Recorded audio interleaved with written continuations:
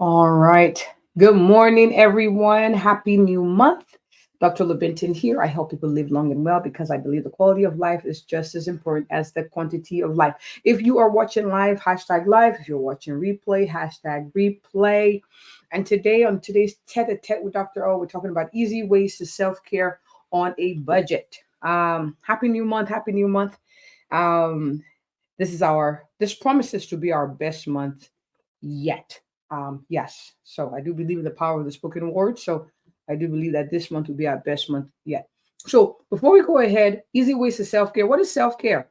What does that mean? Now, for some people, it's sometimes the temptation is, you got to go get your nails done or do, get prim and proper or but I wanted us to understand the real definition of self-care before we go ahead. So self-care means taking deliberate actions to improve your mental health, your emotional health, and your physical health. So, for it to be considered self care, it should actually help improve your physical health, improve your mental health, and improve your emotional health. So if your definition includes something that doesn't fit into these, then it's not self-care. And why is self-care important? Well, you can't pour from an empty cup. You take care of you. All that's connected to you, all that's important to you will benefit as a result. Okay. All right. Do we get the definition of self-care now? All right. So let's go to tips on self-caring on a budget.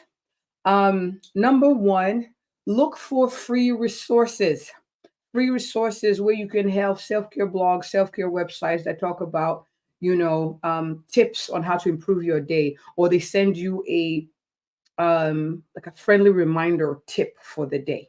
There are many of them online. You can have them send you an email every day or every week, or send you a text or a little alert saying, hey, today is going to be a good day, or something encouraging, something that uplifts you. So there are many free resources that you can get online. So that's number one, leverage your free resources online. Number two, um, practice mindfulness.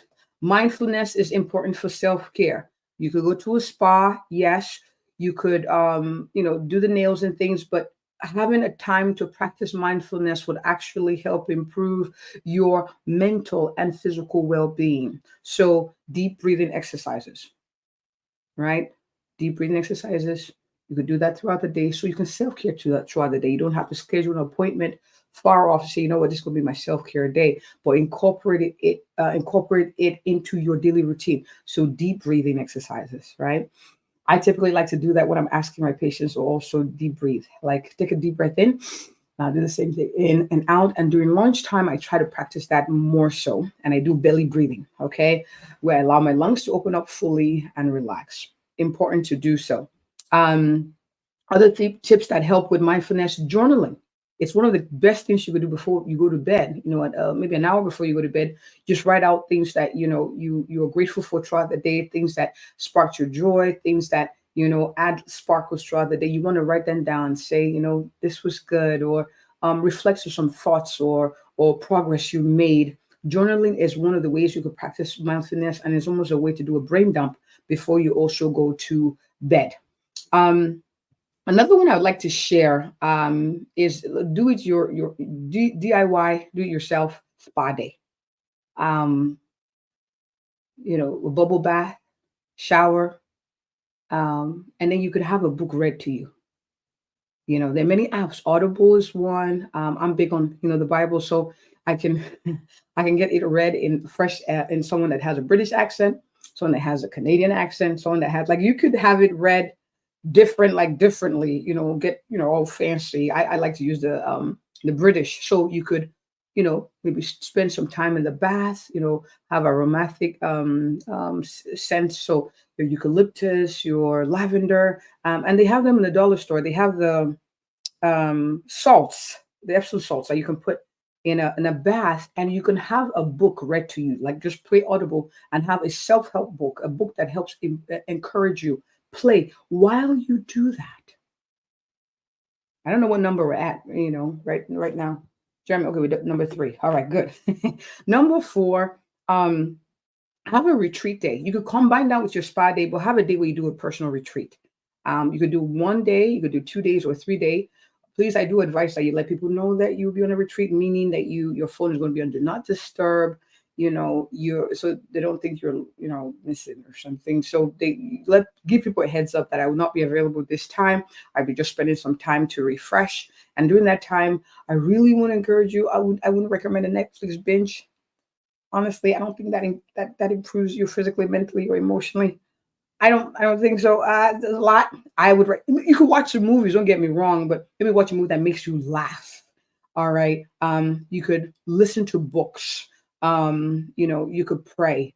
You could listen to a message that encourages you. But it's a time where you spend taking care of yourself. And then you also plan rest. Rest not where you're not busy, but you're actually allowing yourself to sleep, restful sleep, anywhere from 8 to 10 hours. You're limiting your social media or electronic use during this time because it's a personal retreat. You could take a walk during the time. You could, journal. You could start working on that book like that you've been thinking about, not like work, but you're starting to download ideas or document ideas that make you happy, towards a future goal. So a personal retreat is a good way to self-care. And maybe you want to schedule this every quarter as a way to reset. It's as I'm telling you, I'm telling myself, I'm going to have to watch this video again so I can remind myself of some of the things I'm talking about. But a personal retreat is also another way to self-care. One of the biggest tips I'll say with self-caring or even knowing what to do is if someone were in your shoes right now and you were to give them advice, what would you say they should do? Because it's easy for us to tell other people, you got to rest, you got to exercise more, you got to eat better. But when it comes to ourselves, we're not as gracious. We're not as compassionate. We don't prioritize ourselves. So I want to encourage you, if you were to give someone an advice, if you were to sit you down right here and talk to you, when it comes to self-care, what would you say to yourself? All right. Sometimes when we are honest with ourselves, we're able to give honest feedback like we would to someone we cared about. And I'm sure we love ourselves. And so it's important for us to be honest with ourselves when it comes to self-care. All right. We already talked about sleep as part of the retreat, but I cannot overemphasize that. So it has to be on a separate entity. You got to rest. You got to sleep. When you sleep, you allow your brain to recoup. You allow your brain to regenerate, and you actually empower your brain to do better for you.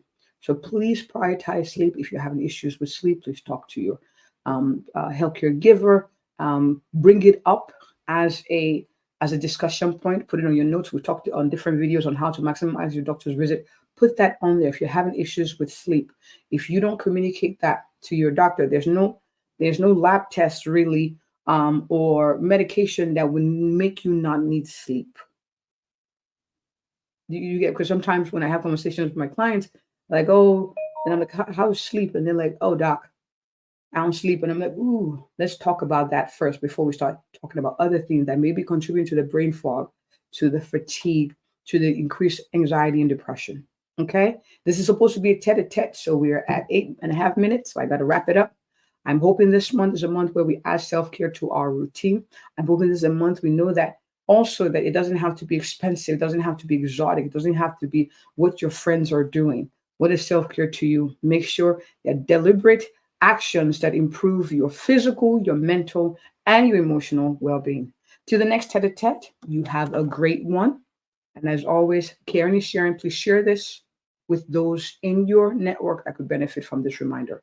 Have a good one, everyone. Bye.